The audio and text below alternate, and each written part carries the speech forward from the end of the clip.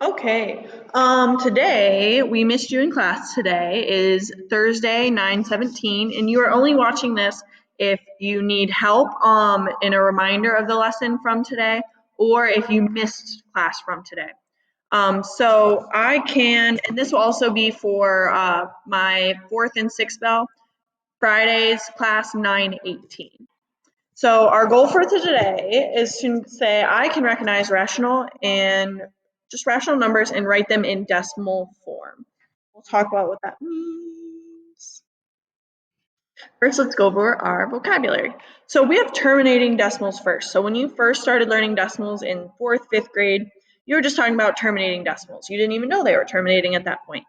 But terminating decimals are, again, just what you'd think of as a decimal, okay? We can see them end. They don't have dot, dot, dot. They don't have a repeating symbol. They're just decimals.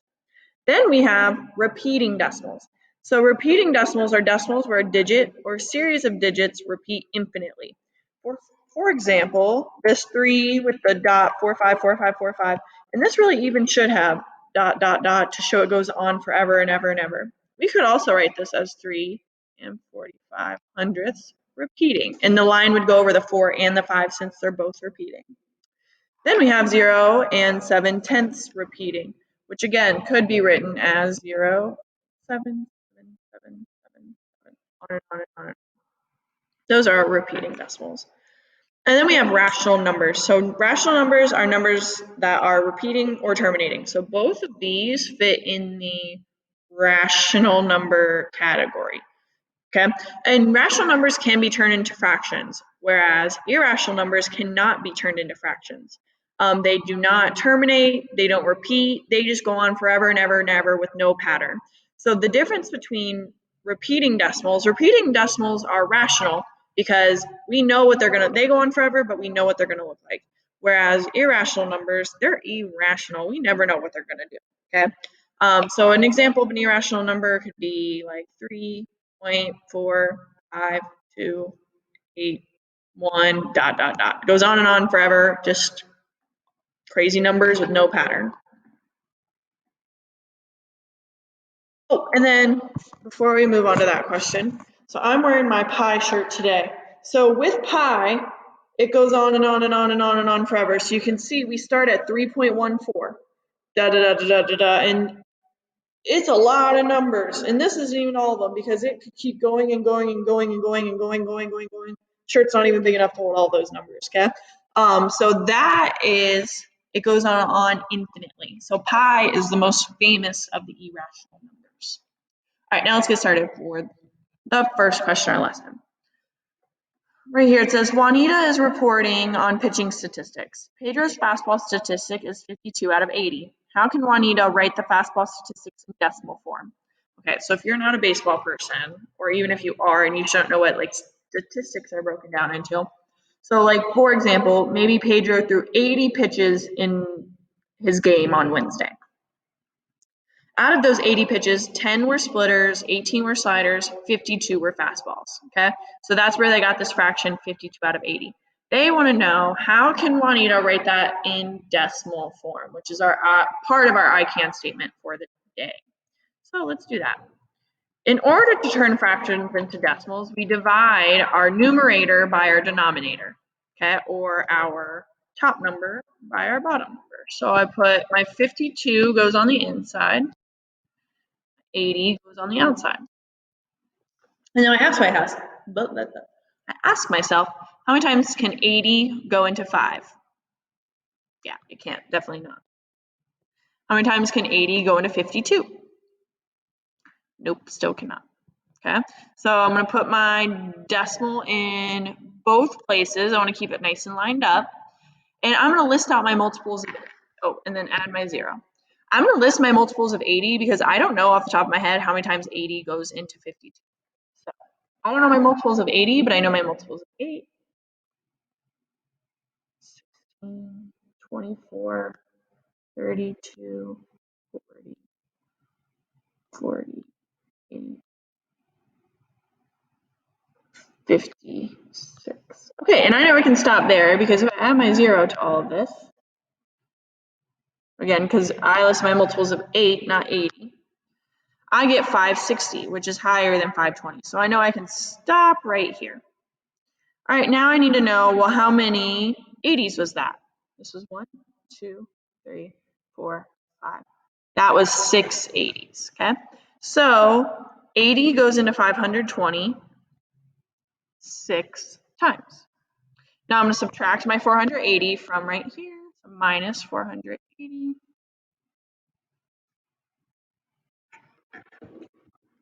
And I'm left with 40, okay? Well, I know I'm not done yet because I still have 40 left. So I'm going to put another 0 and bring it down. I didn't line it up very well. But that's a 400, okay? Now again, we already did the hard work. We know that 80 goes into 400 5 times. So I know, I'm going to put my 5 up here. I know that 80 goes into 400 5 times, so I'm going to subtract my 400. I'm left with 0. And I know I'm done because I have nothing left. So 52 80ths equals 65 hundredths. And that's our answer. Okay.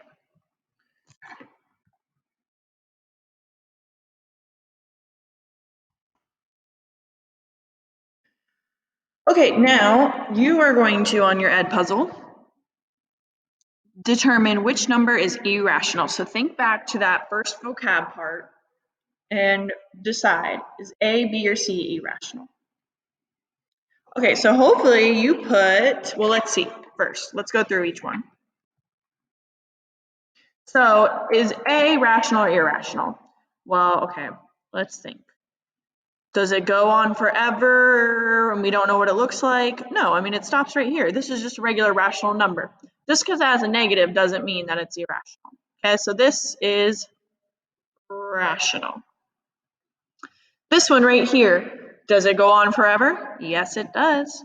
But don't we know what it looks like? Yes, we do. So this one is also rational. Now C, look at that. That is crazy. Remember, it's irrational. It's crazy. We never know what it's going to do. So we can keep going on and on and on and on, and we don't know what it's going to look like. So this is irrational. So if you put C, good job. You are correct. All right, back to our fractions into decimals. Okay, so I made this cute little thingy. Top dog goes in the doghouse. So you can see this is our little division sign. I call that the doghouse, and our cute little puppy goes inside. So what I mean by that is, like, let's say we are trying to turn 7/8 to a decimal. Well, I know that I would put the 7, it's my top dog, it's on top, in the doghouse, and the 8 on the outside. Okay. So that's just a fun, easy way to remember which one goes where. Let's do that now. So which number goes in the doghouse? The 1 or the 18? All right, hopefully you put the 1 because yes, the 1 goes in the doghouse because it's our top dog. So I'll put my 1 here and my 18 here. Okay, so I am going to ask myself, how many times 8 go into 1? It doesn't. So I'm going to put my 0 up top and I'm going to put my decimals. How many times is 18? I think I said it wrong earlier, but I meant 18. How many times 18 go into 10? Good, 0 times. And then how many times 18 go into 100? Well, I don't know, but I can list out my multiples of 18, and I get, actually, how about you list out your multiples of 18 and then put them in the box. Okay, so my multiples, hopefully you got the same thing, are 18, 36, 54, 72, and then 90. So all you have to do is count by 18s. You can just add them up, and then that's your next multiple, okay? So let's see how many 18s that is. This is 1, 2, 3, 4.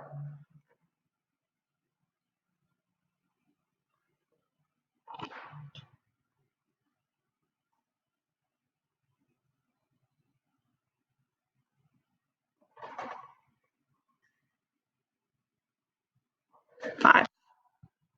Okay, so I know that, and we can't keep going because then we'd be over 100. So I know 18 goes into 100. Let me go back to my purple. 5 times, and I know 5 times 18 is 90. So I'm going to subtract, and I get 10. Okay. Now we're back to how many times does 18 go into 10? It doesn't. So I'm going to bring down another 0. Okay. And again, we're back to how many times 18 go into 100? Well, we already did that. It goes in 5 times. And we get 10 again. Okay. It's kind of annoying. We already said that it doesn't go in at all. So I'm going to bring down a 0. Oh my goodness.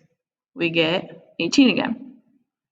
Or how many times 18 go into 100 again? So what do you think is going to happen?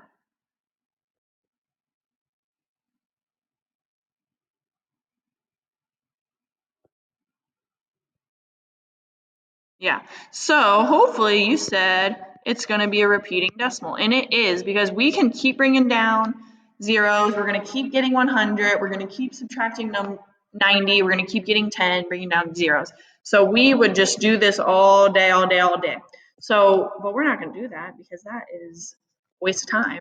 We just know it's going to be a repeating decimal. So hopefully in that question just before you put will be a repeating decimal. So this is my answer. And again, I'm going to denote that with 0 and 5/10 with the line over the 5 to show it's repeating forever and ever and ever. But remember, we know what it looks like, so it is rational.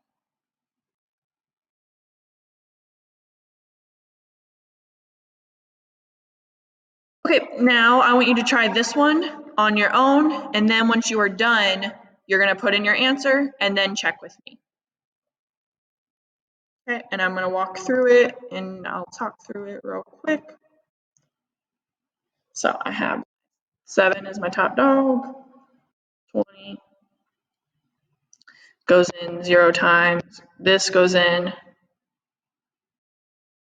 3 times, minus 60. I get 10, bring down my 0. I get 100. 20 goes into 100 5 times. 100 times 20 is 100. Woohoo! And I know I'm done because it doesn't repeat, and I got a 0, so we are good to go. So 7/20ths as of decimal is 0 and 35 hundredths. And hopefully you got that right on your puzzle. All right, is this a rational number? Explain. So there's 2 separate questions.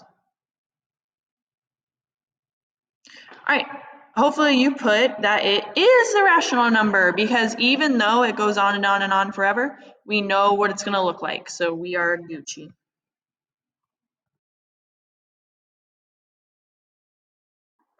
All right, now this one, the next 2 are very similar. So I want you to forget about the 8 for a second. We know our answer is going to have an 8 as a whole number. So I'm going to put that over here so I don't forget. But then I'm going to pretend it's not there. And I'm just going to divide like normal. So go ahead and find your decimal answer, just your decimal answer. Okay, so once I do that, hopefully you have the same. I know that it goes in 0 times, but 9 goes into 40 4 times. I get 36. I get 4 left over. I'm going to bring down. I get 40 again. 4 minus 36. Really? I get 4 again. Bring down a 0. All right, what do you think is going to happen?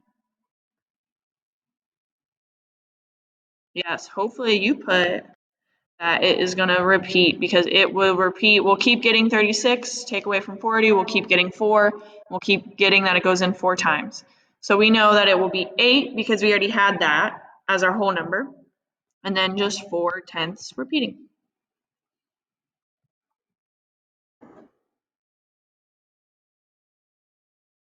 Last example, again, I'm going to forget about this negative because it doesn't change how I do anything, but I am going to put it over here to make sure it's in my answer. And then I'm going to set this up. Now I'm going to first estimate Is my answer going to be greater or less than 1? Yes, it's going to be greater than 1 because this is an improper fraction, okay? Now, normally on all our examples so far, we've been starting with, oh, it goes in 0 times, but this one actually, 20 goes into 23. Well, okay, I guess 20 goes into 2 0 times. But 20 goes into 23 1 time, minus 20. I get 3 left over. Bring down my 0. I get 30. How many times 20 go into 30? First, I forgot my decimal. Sorry about that. It goes in 1 time again, minus 20. I get 10. Bring down another 0. 100. 20 goes into 100 5 times. 20 times 5 is 100. Woohoo! And I'm done. So, but we can't forget about that negative. So negative 23 over 20 gives us negative 1 and 15.